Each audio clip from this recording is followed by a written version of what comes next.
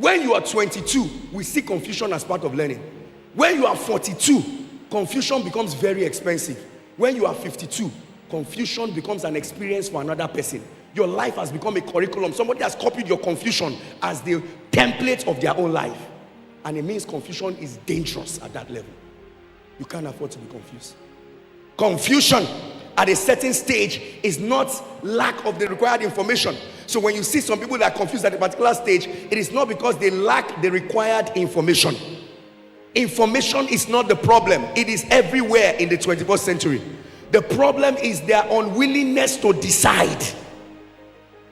And that unwillingness to decide is based on the fear of the quality of discipline that they will need to enforce to achieve that goal, that thing they're supposed to decide on. That unwillingness to decide is as a result of the pressure that life will put on them if they make that decision and decide to act in that direction. So when you see some people say, oh, I'm still confused, I'm not decided. No, they know it.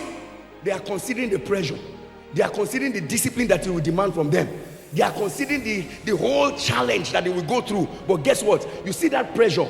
You see that discipline. You see the whole of those things that it will demand for you. That is what will stabilize your life at the later days, that you will remember and you will say, thank God I made this decision. Thank God I did this thing. Because if it is not done at the later age, you hear people say things like, hi, if they are saying things that I regret in my life, they start saying, you will know what has happened in the life of people when they start explaining to you things at age 40, 50, 60. Sometimes your parents will sit you down, and some of our parents say you do the same thing, and you are telling your children, there's this mistake we made, if we had known. And sometimes children hear those things and just overlook it. You might need to pay attention, because somebody is editing the wrong curriculum of their life and trying to give you a new one.